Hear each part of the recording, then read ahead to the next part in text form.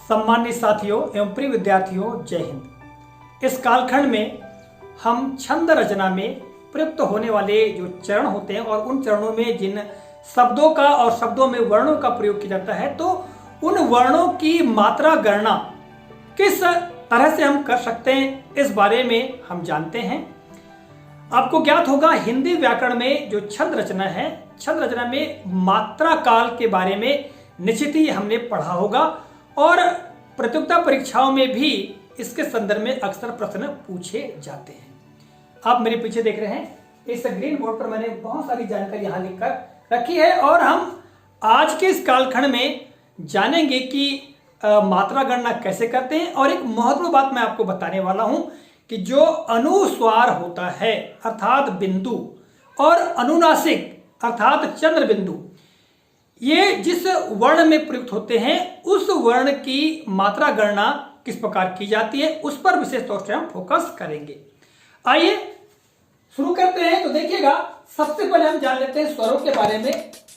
तो आप लोगों को ज्ञात होगा कि किसी भी वर्ण में जो स्वर होते हैं वो मिलकर आते हैं। ये जो स्वर हैं ये मात्रा के रूप में प्रयुक्त होते हैं और जो मात्रा की गणना होती है वो इन्हीं स्वर के लिए होती है। अभी हम इस पर भी चर्चा करेंगे। तो सबसे पहले हम जान लेते हैं स्वरों के प्रकार अर्थात मात्रा काल के आधार पर। अब देखिएगा, मात्रा काल क्या होता है, इसको भी संक्षेप में समझ लीजिएगा।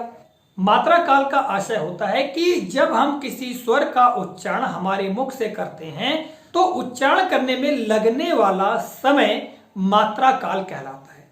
जो ज्यादा समय लेता है उच्चारण करने में, ठीक है, वो दीर्घ कहलाता है और जो कम समय लेता है तो वह ह्रस्व या लघु कहलाता है। तो यहां पर हम देखते हैं मात्रा काल के आधार पर दो तरह के स्वर होते हैं। पहला है ह्रस्व स्वर और दूसरा है दीर्घ स्वर। ह्रस्व का मतलब आपको मालूम होगा छोटा और दीर्घ का मतलब होगा बड़ा, ठीक है।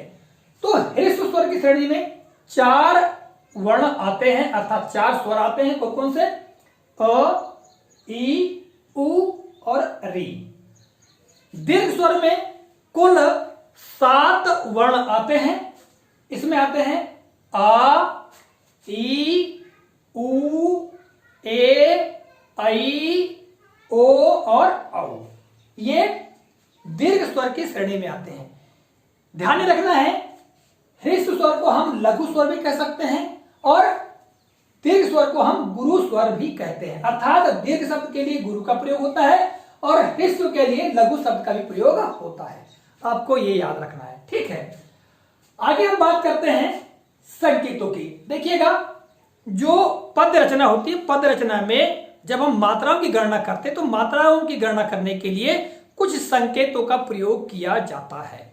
देखिएगा, ह्रस्व अर्थात लघु स्वर की मात्रा काल हेतु ये इस प्रकार के संकेत का प्रयोग करते हैं, जैसे कि पूर्ण विराम होता है ना, एक खड़ा डंडा, इसका प्रयोग किया जाता है और इसको एक मात्रा काल के रूप में गिना जाता है। इसकी एक मात्रा मानी जाती है, ठीक है। जबकि दीर्घ अर्थात गुरु स्वर की मात्रा काल हेतु इस प्रकार के संकेत का प्रयोग किया जाता है जिस प्रकार अंग्रेजी का एस होता है ना, और इसकी 2 मात्रा काल मानी जाती है। यानी इस प्रकार के संकेत के लिए एक मात्रा और इस प्रकार के संकेत के लिए 2 मात्रा गिनी जाती है। तो आप समझ रहे होंगे संकेतों के बारे में भी। अब महत्वपूर्ण जो बात है हम उस पर बात कर लेते हैं। देखिएगा, अब मैंने आपको बता दिया कि भाई ये दीर्घ स्वर है और ये लघु स्वर है। अब किसी भी शब्द में जो वर्ण प्रयुक्त हो रहे हैं उन वर्णों में इनमें से कोई मात्रा आई है तो ये दीर्घ यानी इनके लिए को बुला के हम ये संकेतों का प्रयोग करेंगे, ठीक है, और इनके लिए केवल इस प्रकार के संकेतों का प्रयोग करेंगे। अर्थात ये एक मात्रा काल, ये 2 मात्रा काल। क्लियर हो गई बात? इसमें महत्वपूर्ण बात यह है कि जिस वर्ण पर अनुस्वार लगा हुआ हो, यदि कोई वर्ण ऐसा है जिसके ऊपर अनुस्वार का प्रयोग हुआ है, ठीक है, या अनुस्वार लगा हुआ है, तो दीर्घ के रूप में कहते हैं, दीर्घ मात्रा काल उसकी होती है, ठीक है। यानी 2 मात्राएं उसमें गिनी जाती हैं। उदाहरण देख लीजिएगा, जैसे पतंग। अब यहां पतंग में त के ऊपर अनुस्वार लगा हुआ है तो यहां पर जब हम मात्रा गणना करेंगे तो प के लिए एक मात्रा यहाँ प में अशामिल है, ये ध्यान रखना है, और ग में भी अशामिल है। यहाँ प और ग में अ लिखा हुआ नहीं है, किंतु यहाँ पर अशामिल है। जब आप प बोलेंगे तो बोलने में जो पीछे है अ की ध्वनि आती है, ग बोलेंगे तो ग में भी अंत में अ की ध्वनि आती है।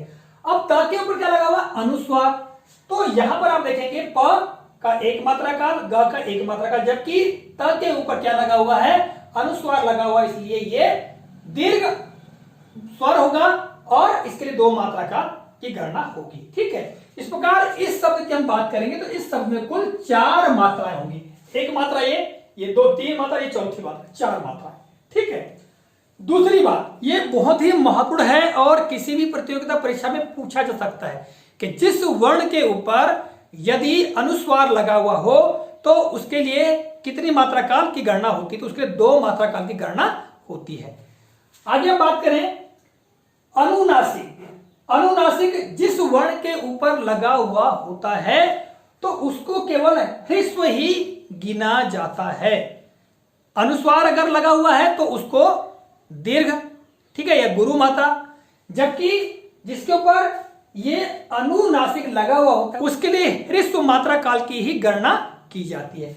उदाहरण देख लीजिए, यहां देखिए चहु लिखा है हमने, चहु, ये च की मात्रा काल 1 है, एक मात्रा, और हूं, ये देखो हा में छोटा ऊ है, ये यहां मिला हुआ है, देखो ये तो ह्रस्व है, इसलिए यहां पर ये ह्रस्व माना जाएगा। और इसके ऊपर ये क्या लगा हुआ है, अनुनासिक लगा हुआ है, तो भी इसके लिए केवल 1 मात्रा काल की ही गणना की जाती है।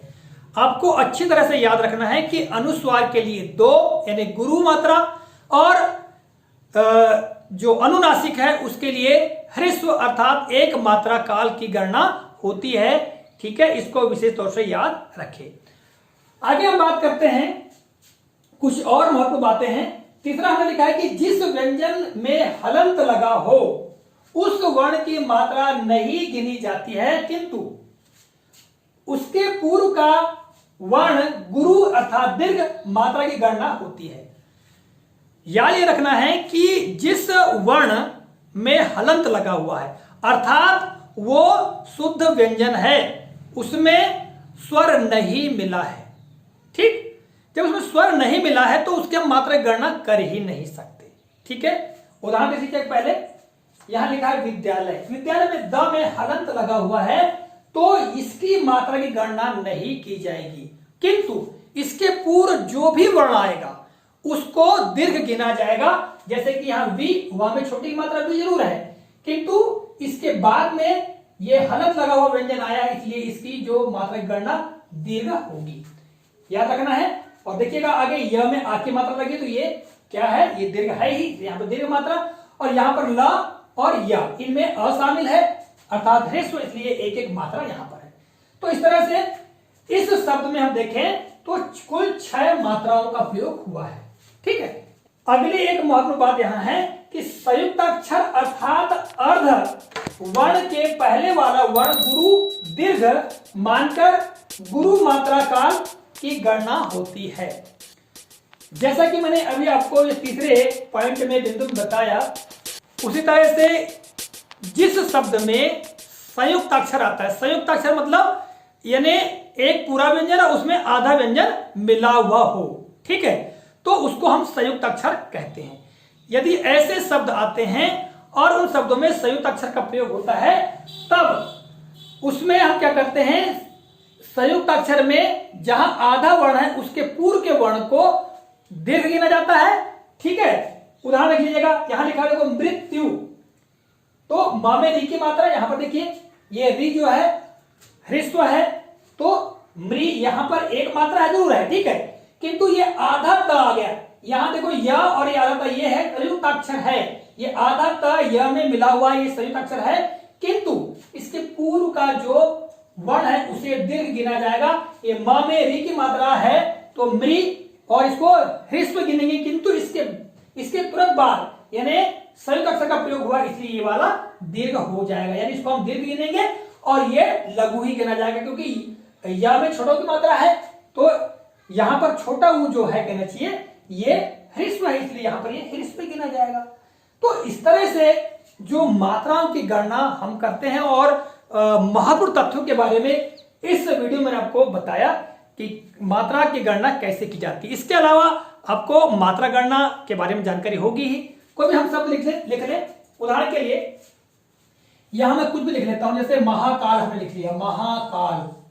अब महाकाल में आप देख रहे हैं म में अ शामिल है, इसमें आ शामिल है, इसमें भी आ शामिल है और इसमें भी अ शामिल है। तो इनकी गणना कर सकते हैं, एक है ना, ये दो, दो और एक। ठीक इसी तरह कोई भी शब्द लिखें, जैसे मान लो हम लिखेंगे एक शब्द हरी तालिका, हरी तालिका, ये शब्द हमने लिख लिया। तो यहां पर ह में अ शामिल है, ठीक है, र में छोटी ई शामिल है, त में आ शामिल है, ल में छोटी ई शामिल है और क में आ शामिल है। तो इस तरह हम गणना कर सकते हैं। यहां पर एक मात्रा काल, ये भी एक मात्रा काल, ये दो मात्रा काल, एक मात्रा काल, दो मात्रा काल। तो इस प्रकार से हम मात्राओं की गणना कर सकते हैं। आशा है यह जानकारी आपको काफी उपयोगी और ज्ञानवर्धक लगी होगी। आज के इस कालखंड से विदा लेता हूं। अगले कालखंड में पुनः मुलाकात होगी किसी नए प्रकरण को लेकर। तब तक के लिए नमस्कार, जय हिंद, वंदे मातरम।